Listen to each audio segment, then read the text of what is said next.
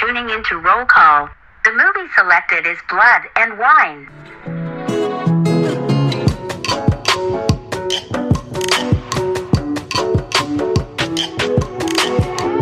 Hey everyone, welcome to Roll Call, the show where two childless millennials gush over movies and follow an actor's journey from their early years through their blockbuster hits.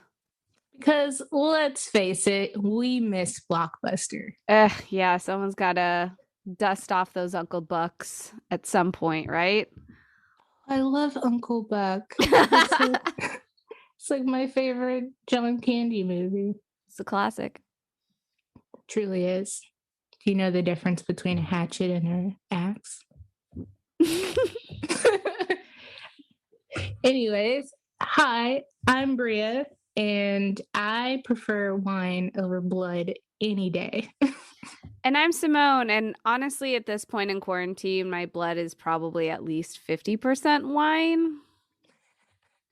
So come at me, mosquitoes. They're going to be drunk. They're like, oh, look, I didn't know we were going to wine tasting today. Are we in Napa today? Or... Oh, she has a nice Franzia vintage edition 2003 box wine. So, just for your information, a little FYI, we spent like 2 hours on Zoom talking about 90s video games before we even got to planning for this episode. So True. Just throwing that out there. But in today's episode, we'll chat about Jennifer Lopez again in 1996's Blood and Wine. That's right. Now, let's go ahead and take a trip back. Now, most of the filming was done in 1996. In fact, probably all of the filming was done in the year of 96.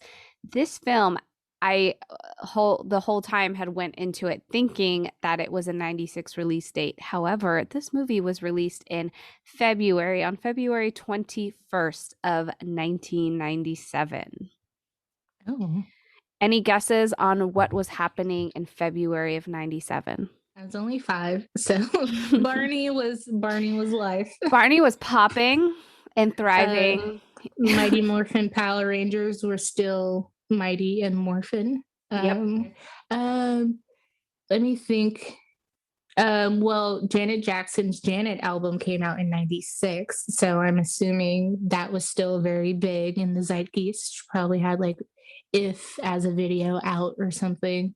Poetic Justice probably would have been out maybe around that time because the song is also on that album. Mm-hmm.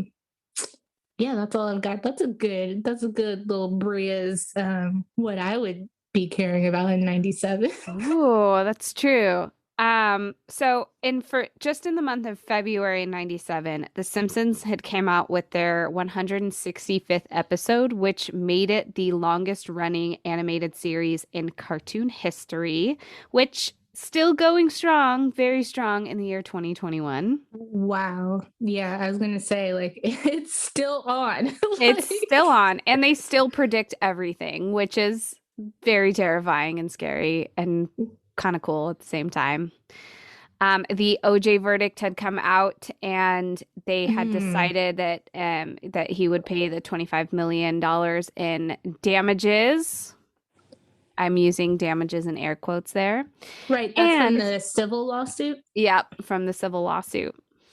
And on February 21st, and I thought this was interesting and might correlate with why this movie was kind of a box office flop, but on the same day, The Empire Strikes Back had released a special edition premiere in theaters, which gave new life and breath into the Star Wars franchise, because this would be before the prequels were released.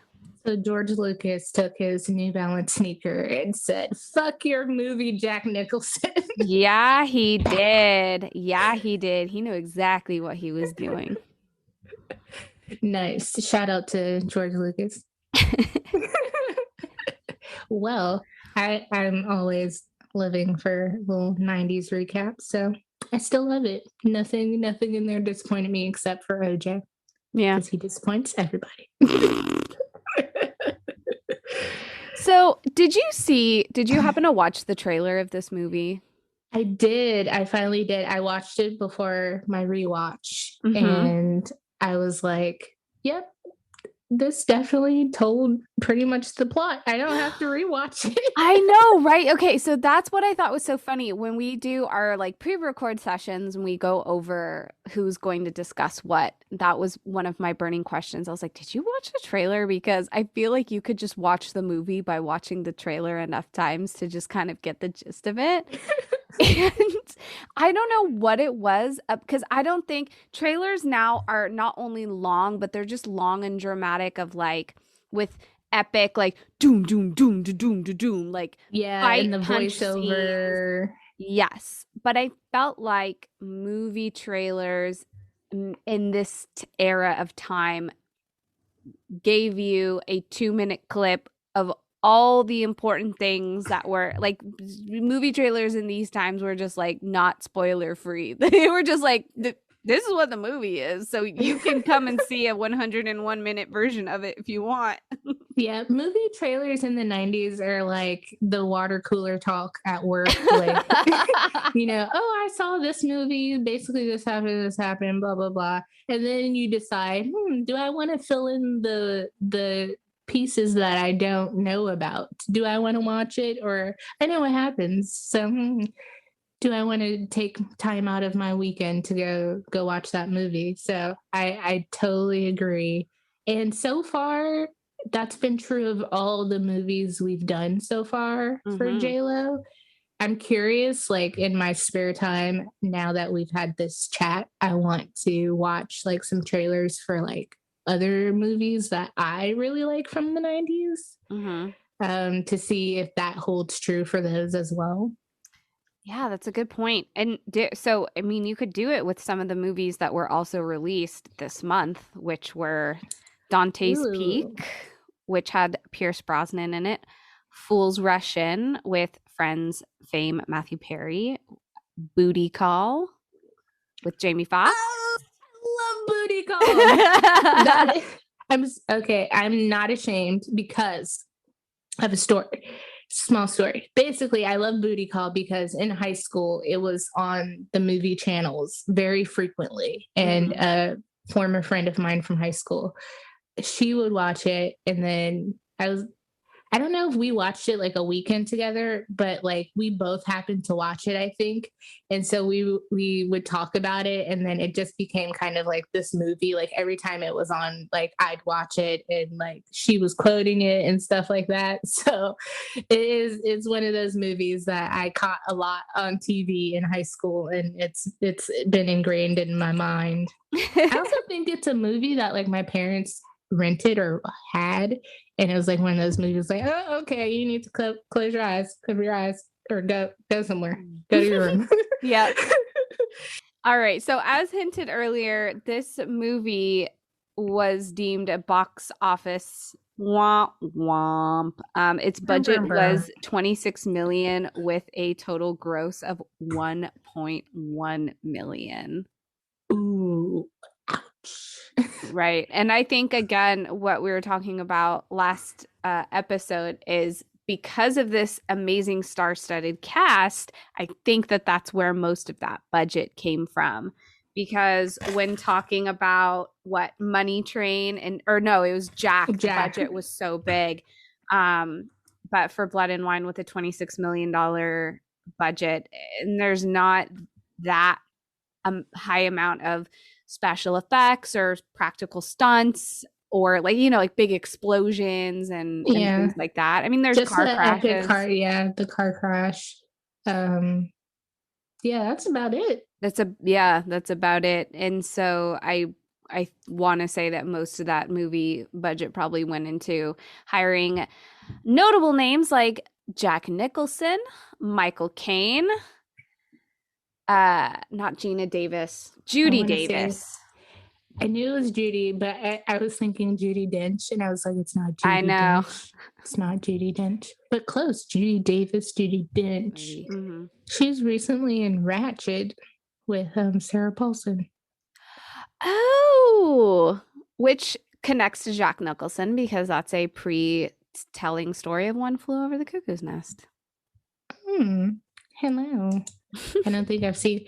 I also realize I haven't seen a lot of Jack Nicholson movies, like besides him in Batman and The Shining, but I don't think I've seen very many Jack Nicholson movies. So, which I think speaks a lot again to our generation of like when you ask like who's your Batman and who's your Joker, if you say Michael Keaton and Jack Nicholson versus Christian Bale and Heath Ledger.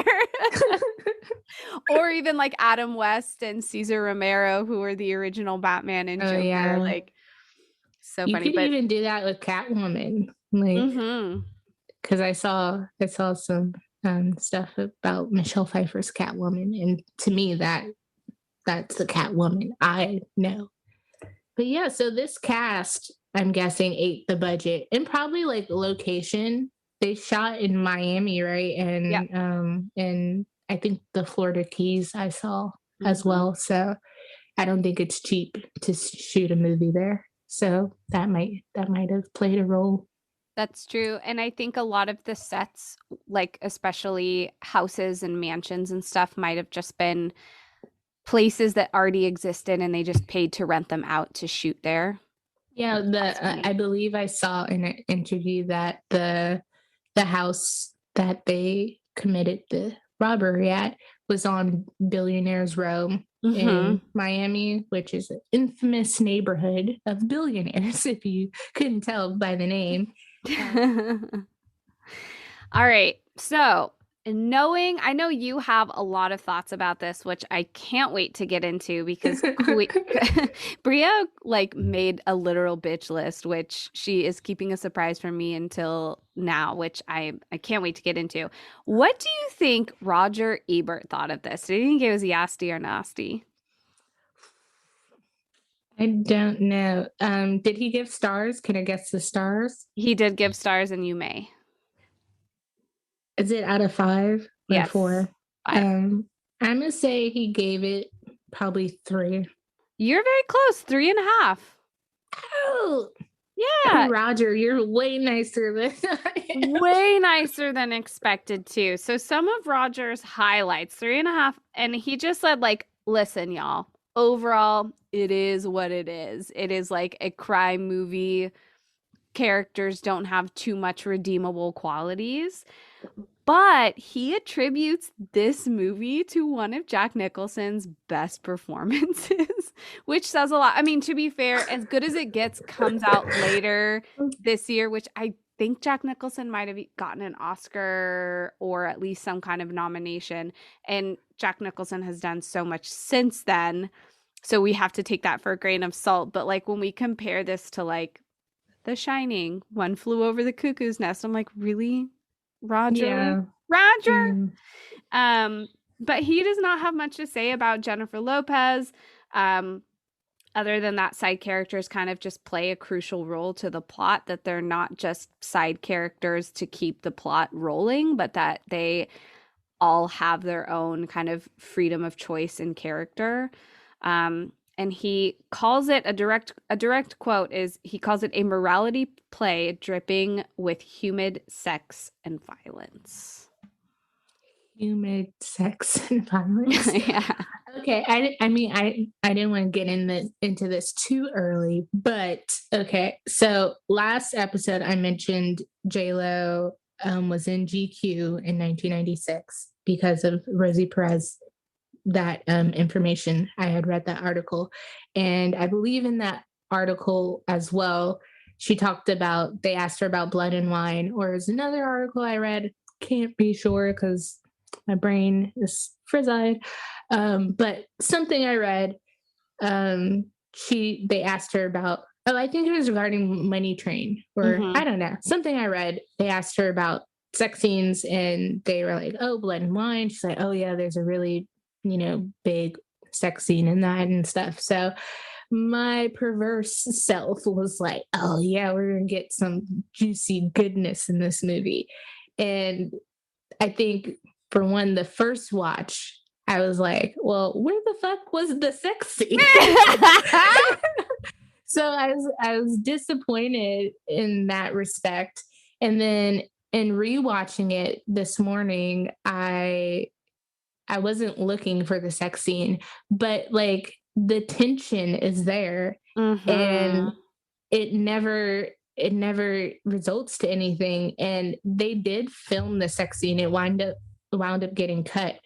Um, I saw that in a video I saw of a video interview of Jennifer Lopez on YouTube, and she's like, it's whatever they decide is best for the story, and and they decided it was like maybe too much, so I'm guessing it was steamy, Mm-hmm. but I still feel like this movie might have needed that. Like you could maybe tone down the sex scene. I don't know how graphic it was or how long it was or anything like that. Maybe it didn't need to be like long or too graphic, but there needed to be something, because I feel like the dynamic of, similar to Money Train, like the dynamic with Jennifer Lopez's character as the beautiful Gabriella Mm-hmm. is all about Jack Nicholson is having an affair with her, and then his stepson doesn't know that, but is obviously attracted to her and Mm-hmm. flirting with her and going out of his way to like go to her house and all this stuff. And it's like, what is the point of that dynamic if nothing culminates from that? Like, Yeah, so so did they say what like who the sex scene was with? Was it with Jack Nicholson or was it with it was with Jason this Stephen. Yeah, it was with Stephen Dorff's character. Oh, okay. So, because the interview I read from like an old magazine, it's like, oh, you have Blood and Wine with Jack Nicholson, Stephen Dorff. So they're like sexy none. She's like, oh, with Jack, not anything too, bad, but there's a big one with Stephen Dorff's character. And yeah, so I just feel like they did her character a disservice by cutting the sex scene out. And I hate to put it like that, because again, we don't want to over sexualize J.Lo. But then, like, I was thinking about it, the lady at like 40 something years old made a song called Booty. So I can't. I mean, what were we supposed to do with that? Ignore that she's hot and sexy? Like, she knows she's hot and sexy. Like, Oh yeah. And I think maybe too like her choices in acting are and maybe I'm being too critical about it and her choices are more about like taking autonomy over her body and owning her sexualization, which is totally fine. I think a lot of not just Robert Ebert uh, review, but like other smaller reviews. The Florida Times was one of them, just because this was like a huge, as you said, Miami, Florida-based movie. But a lot of other smaller articles had just talked about like, oh, you would think someone with like a great ass like Jennifer's apple derriere would be the star performance, but she fell flat. And I was whoa, like, whoa, whoa, whoa, whoa. If whoa, whoa, whoa, anyone's whoa, whoa. Hey, hey, hey. objectifying Jennifer Lopez, it's me. Okay, Florida Times. No, I'm kidding. Yeah. But So I'm like, really, so Apple Deary. yeah, That's I where just apple bottom jeans came from. Flo Rida read that newspaper article and was like, hmm. well, no, Nelly read it first because he made the brand Apple Bottom. Mm-hmm. But yes, Apple, Ellie's sitting wow. at his kitchen table with a cup of coffee and he's like reading this newspaper. He's like, hmm, hmm, Put okay. that in my rap notebook. Dude. No. Mm. Goddamn. Oh my God. Oh my goodness. So this I feel um like the whole like Roger Ebert's view on this being one of Jack Nicholson's like best performance and this morality play about sex and violence. I think we talk about Jennifer Lopez getting typecasted from so far with what we've seen of her work. But Jack Nicholson kind of plays that same kind of character, that it feeds into this idea that Jack has this knack for always taking his roles to a very sexual tone and sexual in nature. There's always something kind of devilish about him, and very scary. It's the eyebrows. It's those fucking eyebrows.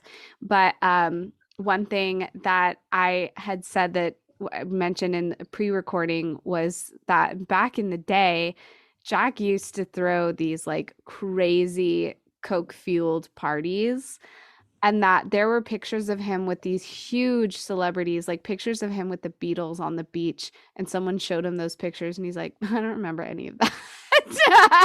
What? That always blows my mind. Yeah. Yeah. And yeah, his drugs of choice were cocaine and marijuana, and he would just have these huge lavish parties with the celebrities of the time. And he's kind of notorious for being a bit of a playboy, which is funny because when you look at him, obviously now you're like, oh God. Right. But maybe, you know, maybe with a little bit of coke, a little bit of blow, and you would see like a vintage Jack Nicholson and be like, all right. It'd have to be way more vintage than 1997 because for sure. Oh my God, yes. No, I'm talking about like 60s and 70s version. let me Google like young Jack Nicholson. He's always been looking a little scary, but I mean, especially so. But I kind of love that, like, no matter how old he's gotten, he still brings this kind of like little sexual dominance to his roles. Yeah. I mean, like Jack Nicholson, full head of hair. He wasn't that bad to look at. I know that's one thing I had a hard time with too. With besides like being possibly a gold digger, like why the fuck is young hot ass Gabriella slumming it with him? Like. Yeah. Well, it's funny because I think that she truly did love him. She had time and time and again to leave, which she does by the end. But I think that there was a piece of her that really did believe that he could provide her a better life and that she wasn't trying to scam him or in for the money. I think that she was charmed by him. Like, you know, in the scheme of thing, it's like she was working for that rich family. There were better candidates probably within their social circles to pick from than the wine dealer. But I'm from what I saw in the movie, I got a sense that he knew her prior to her working for the family, and that was his into robbing them, was that she worked there. So, but that's another problem I have with this movie. But I'll get into that. I do want to touch on some of the actor interviews I watched.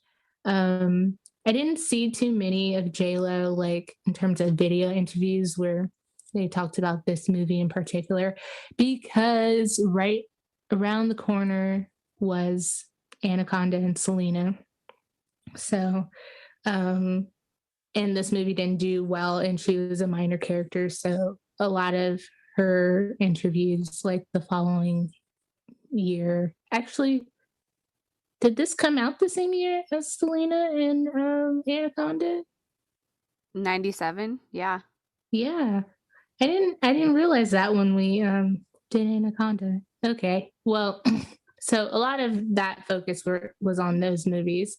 I do think like it seems like a lot of the actors wanted to do this movie because of the director. And Bob Rafelson, Jack Nicholson actually have done 7 movies together. So they have like a good working relationship. I watched an interview with Stephen Dorff where he said he wanted to do the movie because of the director, Bob Rafelson. And that was pre-Jack being attached to it. I think he came to the movie kind of late. he wasn't initially like right off the bat like, oh, there's this movie with Jack Nicholson. And I'm not sure about Jennifer, but I'm sure that was a pull for her, maybe Jack or the director, just because of their reputation. And then I read an interesting thing that Sir Michael Caine he was about to quit acting. He's going to give it up. And his good pal, Jack Nicholson. So if anything good came from this movie, this is it to me, is that Jack Nicholson talked him into like, you know, hey, I know you like want to give up acting, because to Michael Caine, he had starred in a bunch of movies, was a movie star, you know, and as he got older, he wasn't getting offered those kind of roles, like lead roles. And, you know, he's like, yeah, I'm getting older. There's not much out there for me. Mm-hmm. And Jack Nicholson was like, look, hey, why don't you be a character actor? You don't have to be the star, but you know, you can still add a lot to movies. And I saw a funny comment on YouTube where it was like, is Alfred helping the Joker? Or like, is this their true story? And I was like, oh, I didn't even realize like he was Alfred and Jack Nicholson at one point played the Joker, and they both have Batman ties. So back to our like 6 degrees of separation with Jennifer Lopez. Seriously. I could not imagine if Michael Caine stopped acting at this point, because I feel like, I mean, he's so well known for spanning out through many generations, but like, what would Christopher Nolan have done without his congeniality? Like what would happen there? Goldmember. Like, and I think that's a good lesson, because I know I'm hard on myself about like, oh, I'm 28, I haven't done this, and this. And like, even people who have accomplished things in their life, like get to a point where they're like, well, I guess my time's up. And that's not true. Or like, maybe your time starts later. So, or maybe like, again, you touched on it with Jack, like Roger Ebert thought this was one of the best performances of his career, and he still had more stuff to do. Like he still did so much more and way better, by the way, than this movie. So yeah, people, don't let your friends give up on their dreams and their passions. Also, I have a fun fact for you. Oh, please. Stephen Dorff, according to his interview on Watch What Happens Live with Andy Cohen, lost the role of Jack in Titanic to Leo. Oh, interesting. Yeah, so I guess it was kind of down to the two of them, and because of this movie, it hadn't done that well, and it was like a different caliber of film, really, compared to like what Leo was doing. They're like, not really. But I've also seen things where people are like, I only got this role because Leonardo DiCaprio turned it down. Like they pretty much gave it to him and he didn't want it. So yeah, like, so that's because Leo was that dude at that time. I'm sure he's still like that too, though. But yeah, I think he has that luxury to be very picky and choosy with what he does. Yeah, but there's that fun fact. And then also another 6 degrees of separation from Jennifer Lopez. He was in Blade with Wesley Snipes. Stephen Dorff was in Blade with Wesley Snipes. So J.Lo did Money Train, then Blood and Wine. 2 dudes, 1 chick. Both movies. That's pretty much the premise of both of those movies. 2 dudes, guys, 1 chick. Yeah.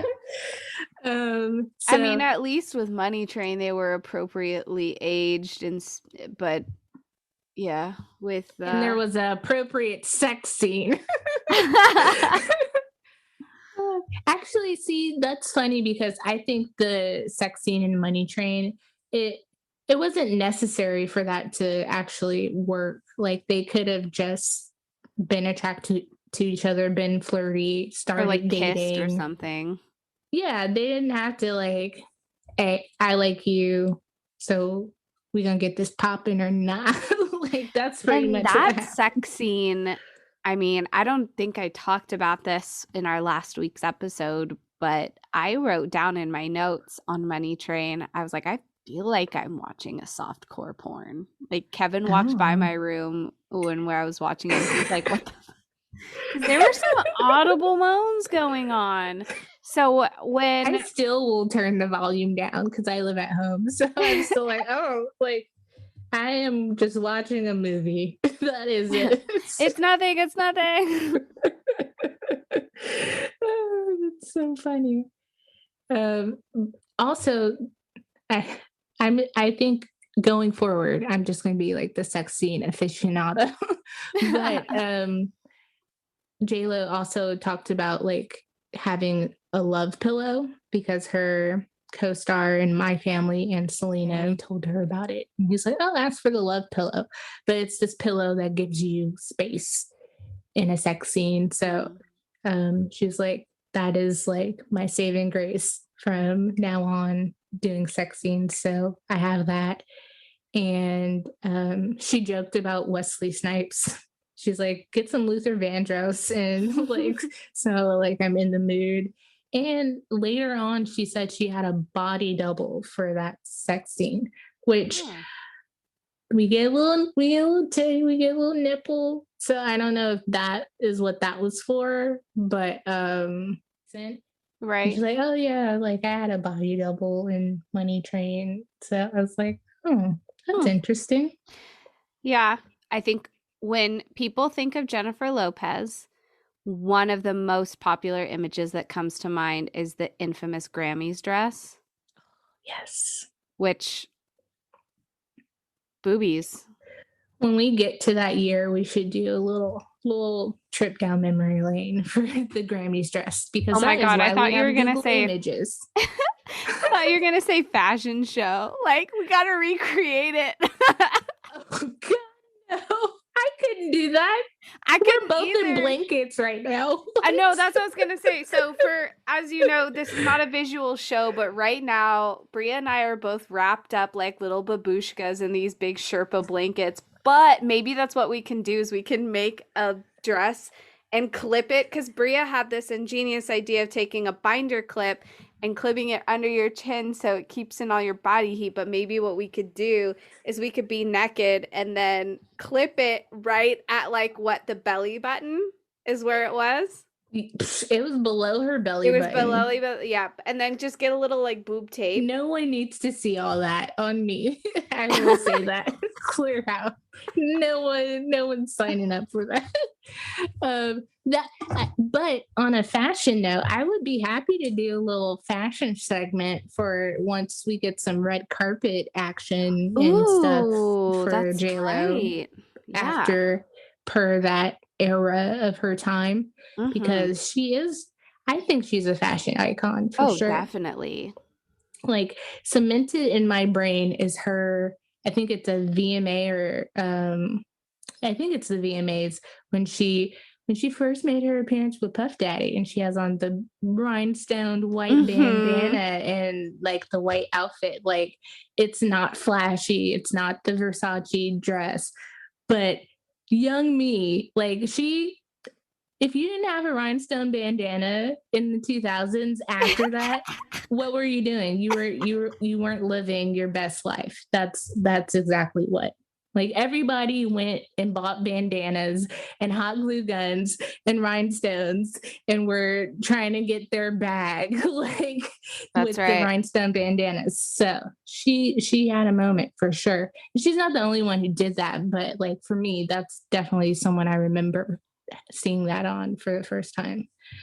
But yeah, so that's all I got on actor interviews really. So I think what I got from that is it seemed that a lot of people wanted to do the movie based on the director, which makes me wonder if they read the fucking script. Because if I am curious to read the script to be like, this might work out.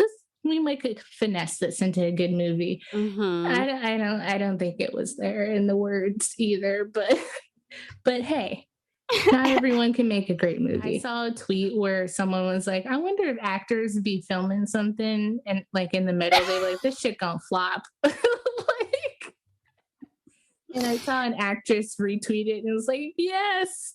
So it happens. They might have been in this and they were like, hey, the check cleared. Who cares? I'm going to get paid either way. So Yeah. fuck it. What did you think about some of the screen chemistry between Jennifer Lopez and, or we can use their character names, Gabriella, Jason, and Alex? This is a hot mess. I think I don't want to harp on this, but I think it would have been more believable if something came of it all. Like let's forget sex. Even if she ran off with Jason at the end and she didn't just hop in the truck and leave, and she was on the boat with him and they sailed off into the Caribbean together, that would have made some sense of like all the tension and whatnot going on.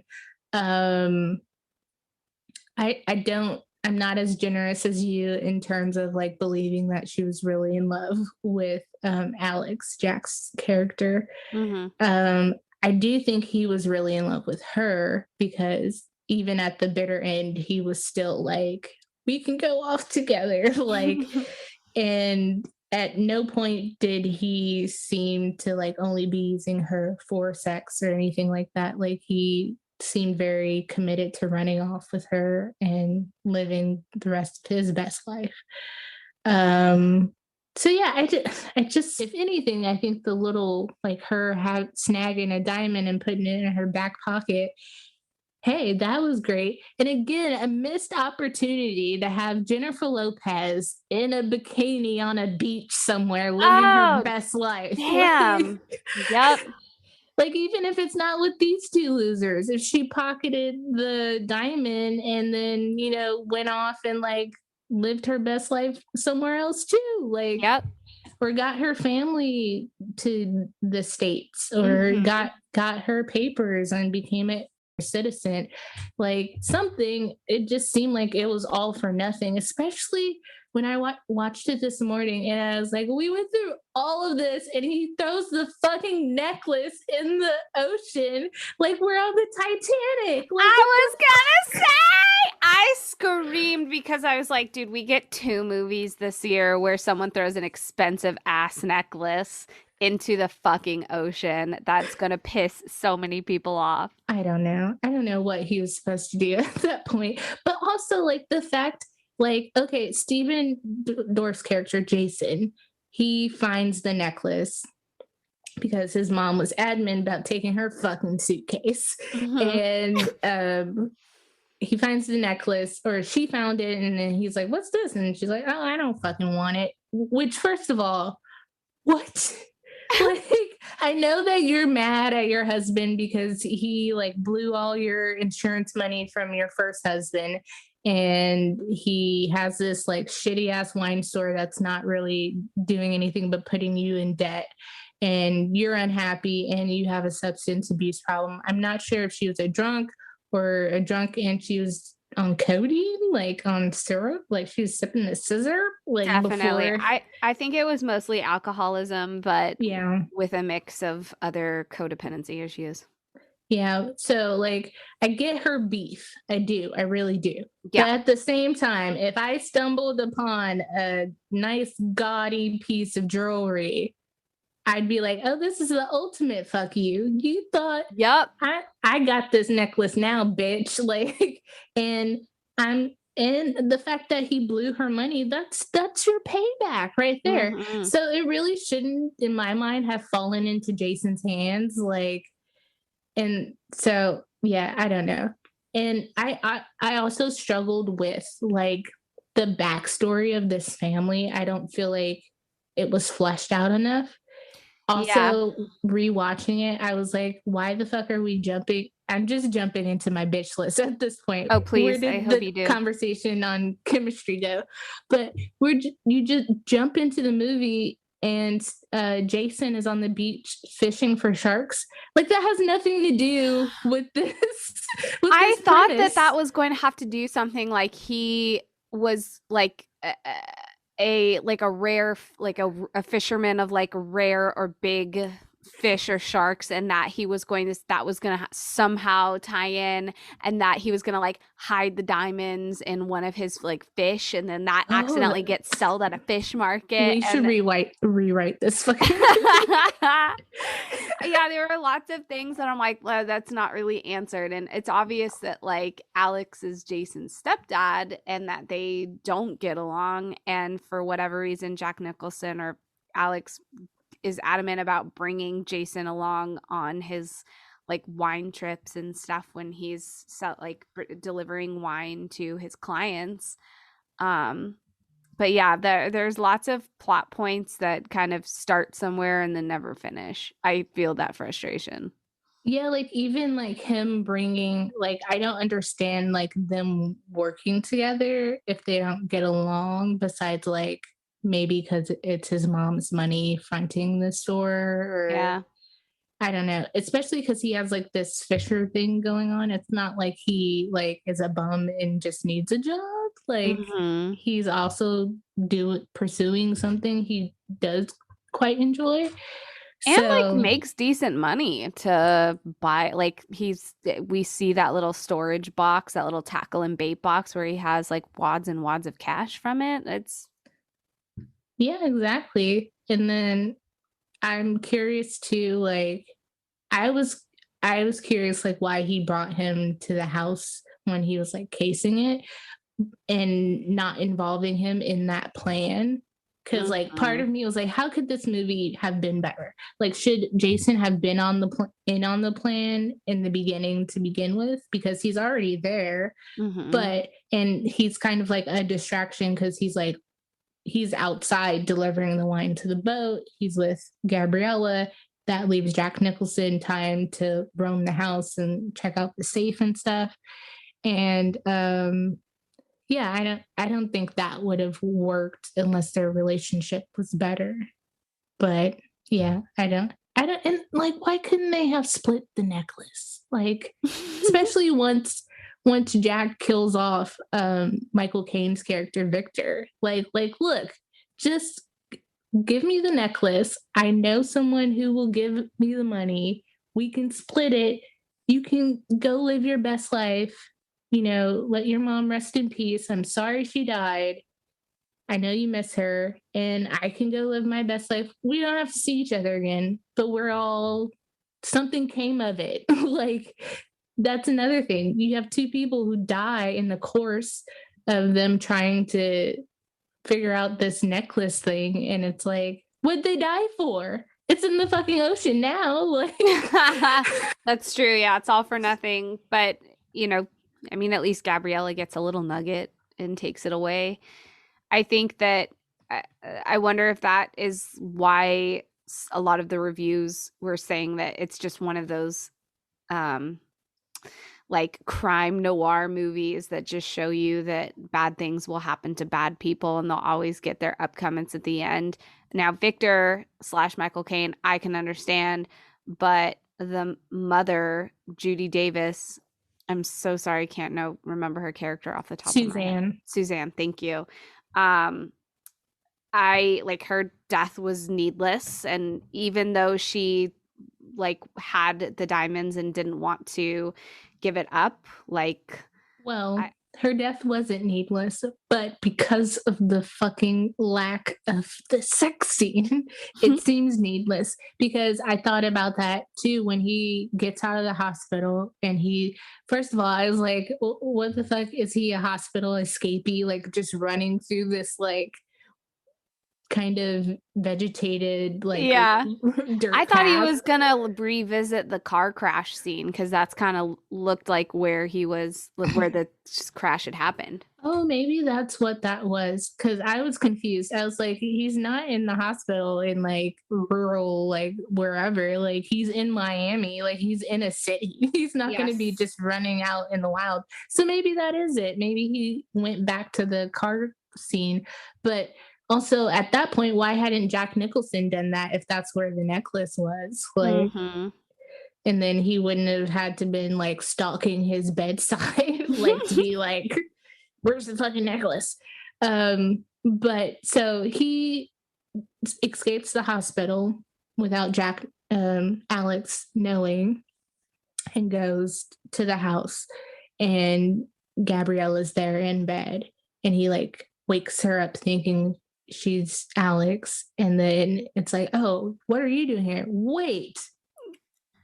And he finally knows like that she's in a relationship with Alex and all this stuff. And I think you can tell where the sex scene was supposed to be was there, because he has a knife, and then he's like on top of her, and they have like this weird like nose nuzzle, and then he like drops the knife, and it's like on the side of the bed. And I was like, what was all that for? Like, if nothing happened there, and then also Alex accuses her of sleeping with him anyways. He's Right. like, well, did you fuck him? You fucked him in my bed? And she's like, no, I did not fuck him. Like with her like bad Cuban accent. Oh my God, thank you so much for bringing that up, because I really wanted to talk about it.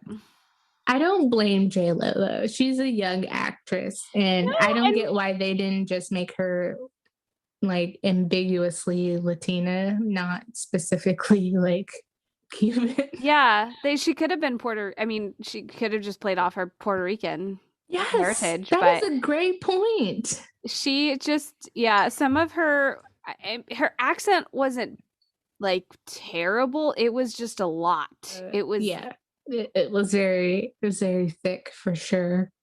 And I mean, I did enjoy her story on the boat about like, coming from Cuba and the journey and feeling bad for being happy and stuff. Like, I thought that was the most like, oh, excuse me, that a character had some depth to them. If anything, maybe Michael Caine's character Victor, because he's a criminal. He's like, this is what I do, baby. Like, as long as I don't look like my mugshot, like, I'm golden. And I bought into that. He seemed like a career criminal who knew what he was doing and was on his last legs and just wanted one final big score.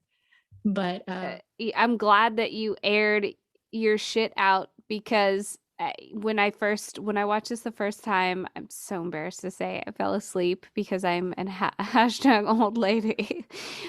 But when I rewatched it, I was like, I can kind of predict what this bitch list is going to be about. But I didn't think it would be so much about the sex, honestly. I just thought it was going to be about like, there were so many different plot points. I disagree with what Ebert have to say. And listen, obviously, like, there are other reviewers out there besides Ebert, and he's just some old white dude that has opinions like we all do. But I disagree when he had said that like all minor characters play a crucial role to the plot, which I suppose they do in some way, but there were also, they could have committed to those side plots more.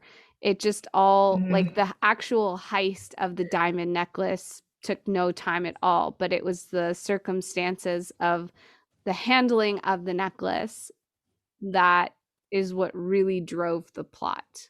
Yeah.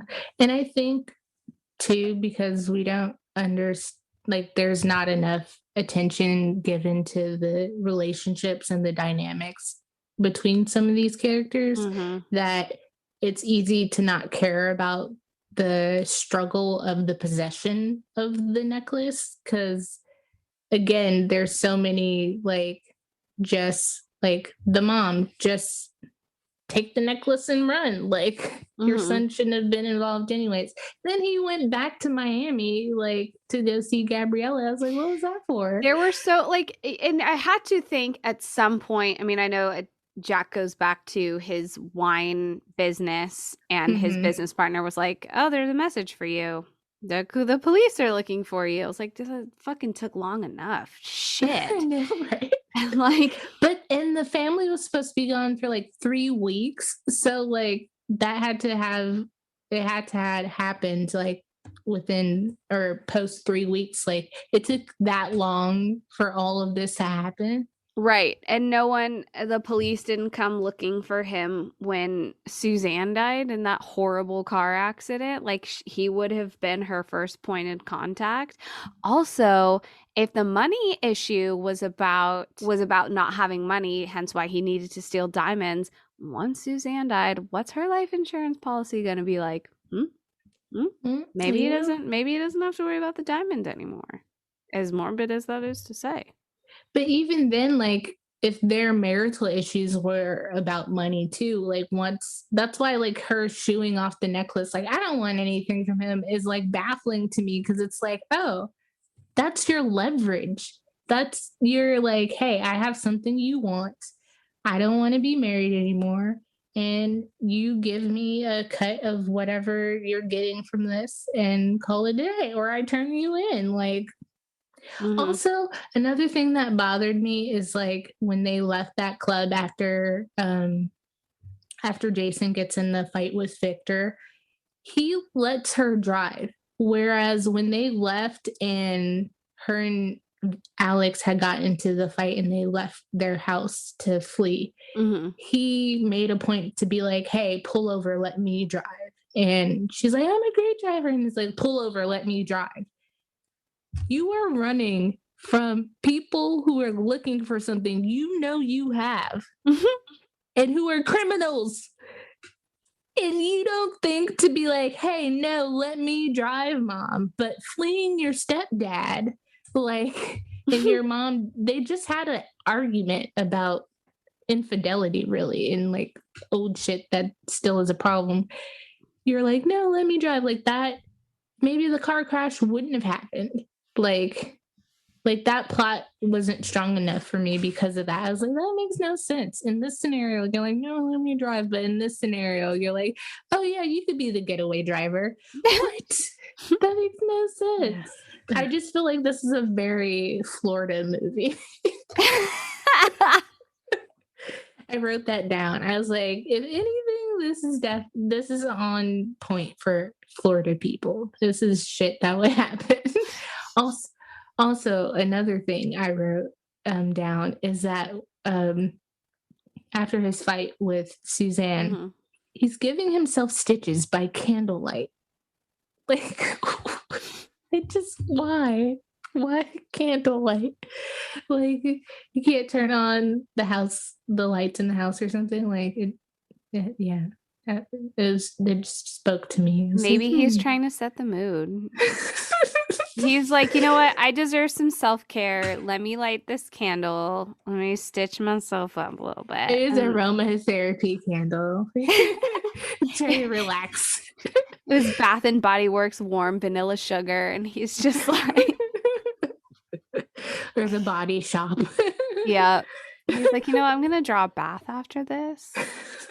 And another funny bit to me was like Michael Caine's character clearly is like an avid smoker, and he's got like something going on with his lungs, probably. It's like advanced lung cancer or something. Yeah, so he's coughing a lot. And let me tell you how triggered I am in this Panic at the Disco of a deep cough, because there's a few coughs where I was like, cover your mouth. Especially because he was coughing up blood so much. It's like, oh God. And then I didn't get the asthma pump thing once Jack had like choked him to death, and he like sprays like, what was that? I almost thought of it as like when a perpetrator masturbates over a dead body and just like leaves a little jizz on them, but he's just like, this is my calling card. But then Stephen Dorff's character, so it looked like Alex left him in the lounge chair by the pool. But then he was in the pool. Yes. Like, how did that happen? Like, that's a continuity error, maybe, because maybe they showed him like dragging him into the pool, but then they cut that scene out. Yeah. And maybe that's what they were trying to stage it to be, that he had get this. Here's where my true crime brain goes. Maybe he is puffing the asthma into his mouth so that in a case of an autopsy, it's like around his mouth. And so people are like, oh, he died of an asthma attack, or like he was sick and this is what happened. And he like struggled to get breath, but ended up choking and dying. And then that's like how he was. And then he like fell backwards into the pool.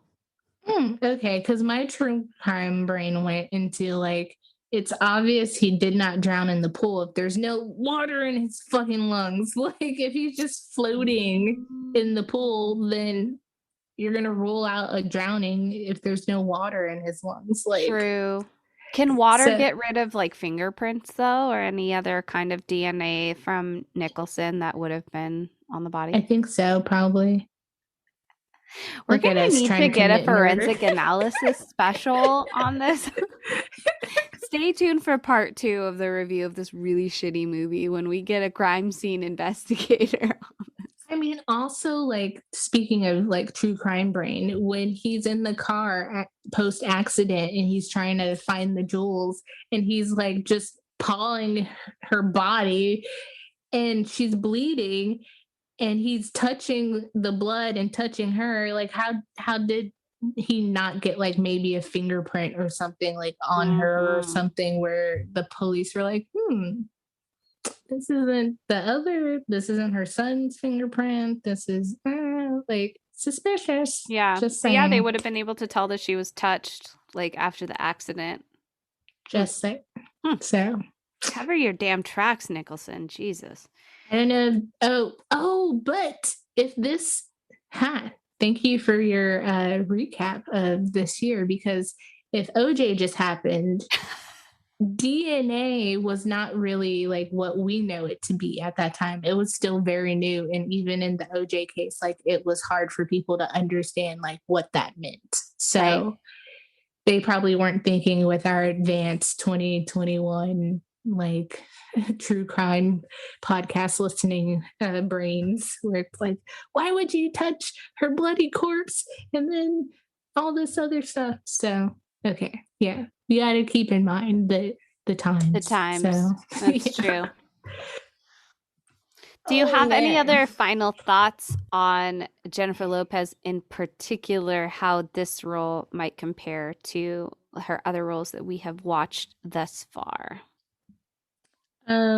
Well, if you couldn't tell by now, this is my least favorite movie that we've watched her in so far. And that's saying a lot because she has a little bit more screen time in this than she did in like the Nurses of the Jungle movie. Nurses on the Line, The Crash of Flight 97. I'm just going to change the movie title every time. That movie was a TV movie, and I would rather rewatch that than rewatch this. I think, okay, just focusing on Jennifer, her acting, her character. Again, I think she did her job. She played the role as it was given to her. Yep.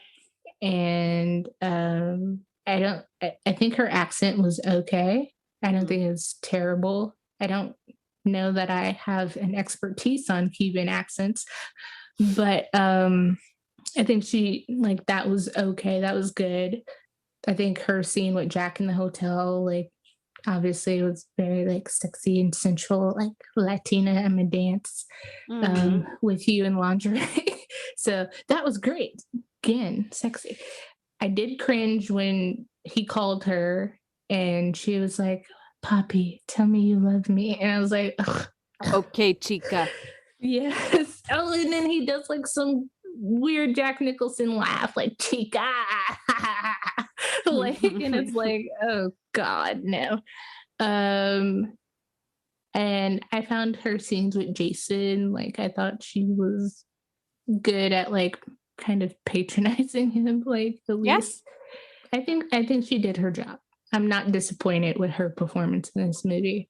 I just think they kind of robbed her of like that moment of her character actually having like some weight in this family feud. Agreed. And playing some role or getting, I mean, we know that she does get a diamond piece by the end, but similar to Money Train, like I want to see her like spend it and get something out of it, and like I want Yeah.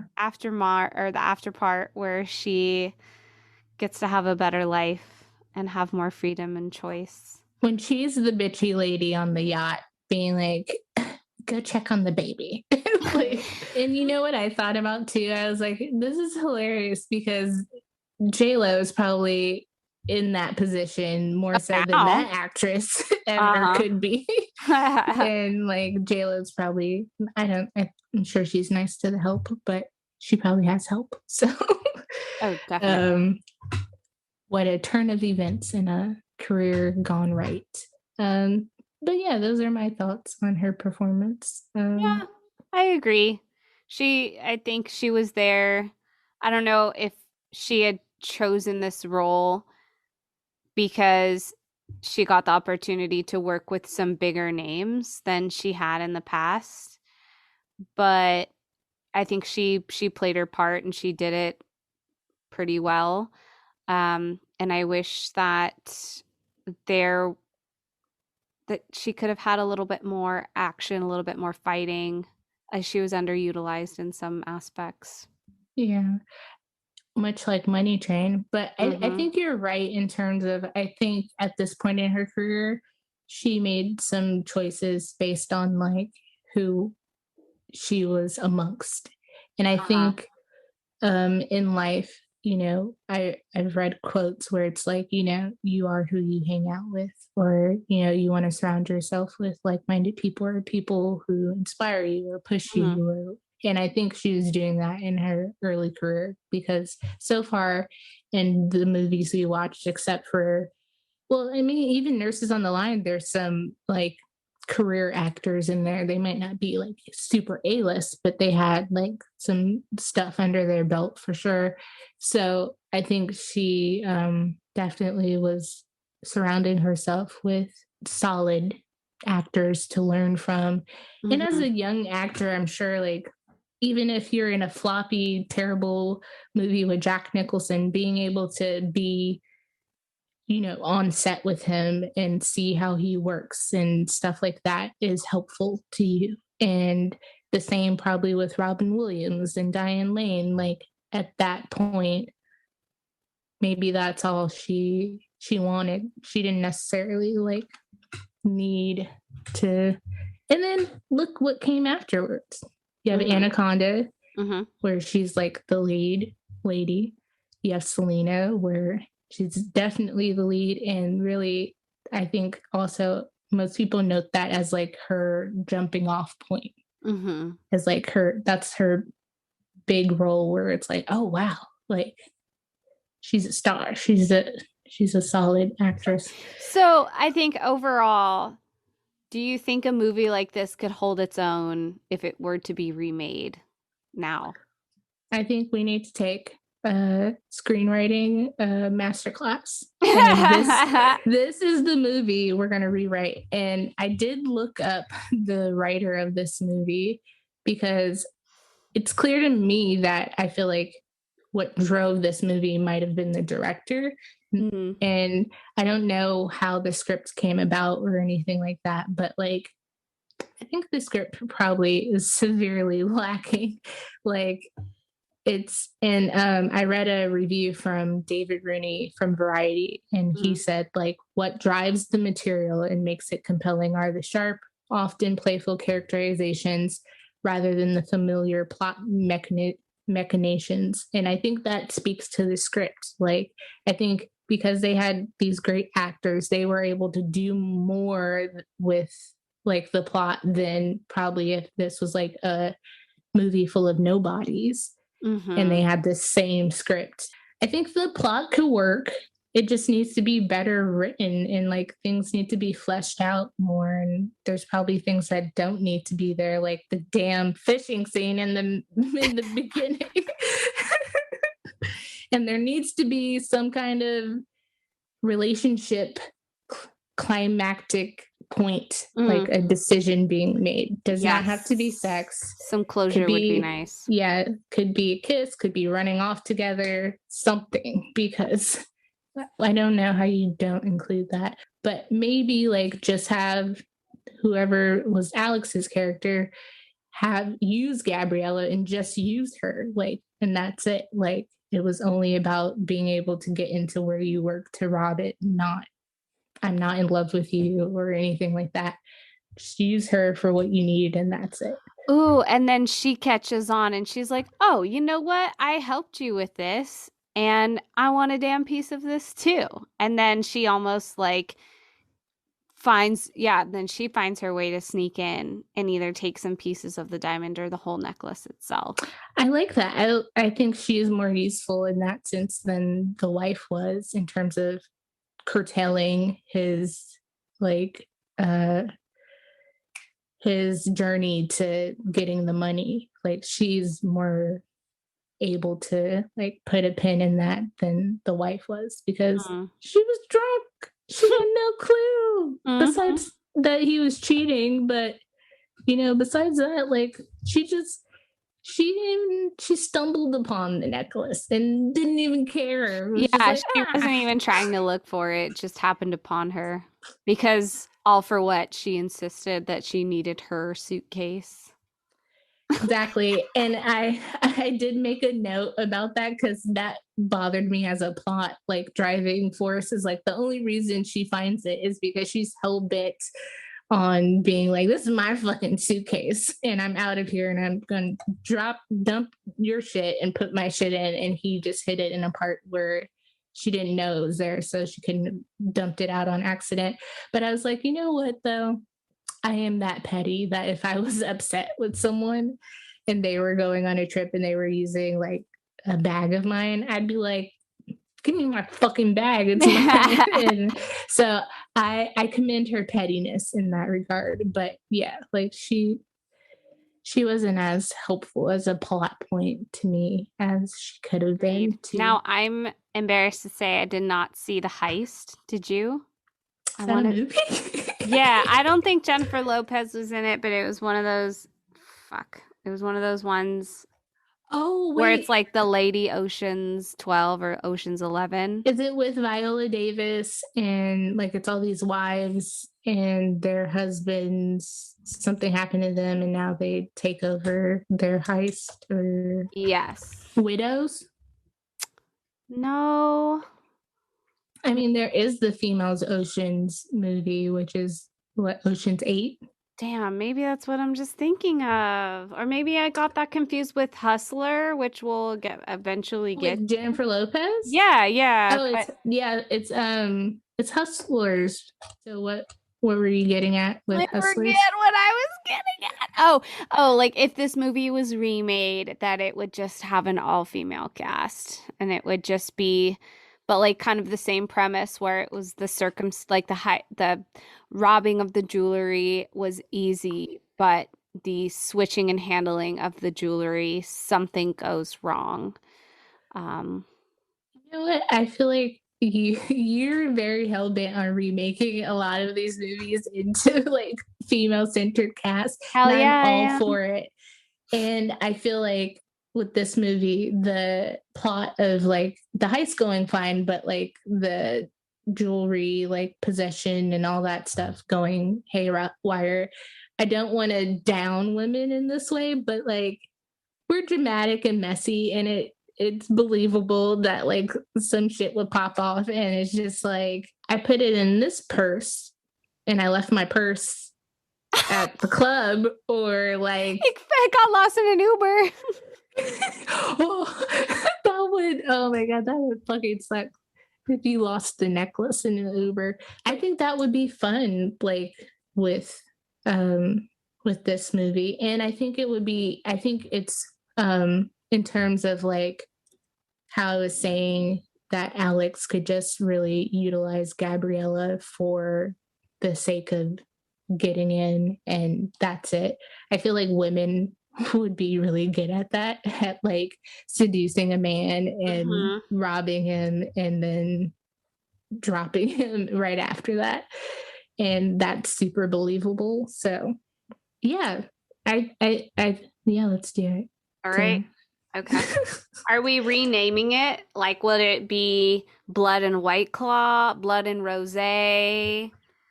Ooh, I like blood and rosé, blood and Franzia, blood and boxed wine. Blood and boxed wine. That's it. You think it's just a normal mom's book club, but actually they run the biggest jewelry heist in all of California. So we already improved it. So we always close off with our signature cocktail and snack spread for this movie, and this one was just the easiest call for both of us to make. And your signature cocktail for this is? Off the top of my head, I'm thinking some Earl Stevens Trapiscato and a charcuterie board. That's it. That's it. Because that's when we got on the topic that now. So Earl Stevens, aka E40, makes these potent wines that sneak the fuck up on you. And then there's this like second line called Vinique, and then they're like glittery ass wines. And when you poo, like you poo glitter for 3 days. So that's what I was thinking originally. That sounds like some experience. I was thinking, yeah, some kind of like glittery, slurricane-ish type of beverage because it goes with your diamond theme, goes with your wine theme. I like that. If I'm just attributing this to Jack Nicholson and his coke-fueled parties, then it would be Jack and Coke. Not cocaine, just Jack Daniels and Coca-Cola for the pun. So not like in Clueless when Ty's like, "You guys have Coke here?" I was like, "Oh yeah, everyone." Yeah. It's like, whoa. Yes, Jack and Coca-Cola. Okay, we're not endorsing anyone to bump a few lines. No. But yeah, so charcuterie board, which is a charcuterie board for those who can pronounce it properly. But it's funner to say charcuterie or call it a cooter board. A cooter board. Yes. And wine. I like the glitter wine. I want sparkly poops. So definitely try that. And J.Lo is very sparkly too. Like when she gets her fashion thing going, she's all about the bling, all about the like dewy highlighter. Like that J.Lo, the signature J.Lo glow. But yeah, she still her perfume. Her first perfume name was J.Lo Glow. So but she'll still say, "Don't be fooled by the rocks that I got, because I'm still Jenny from the block." Wait. Whoa. Is this the origin story?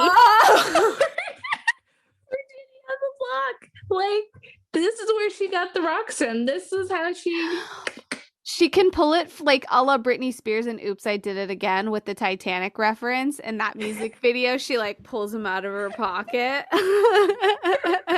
Like, J.Lo, I went down to the ocean. I got it for you. I love it. I love this alternate ending reality that we've created. Mm-hmm.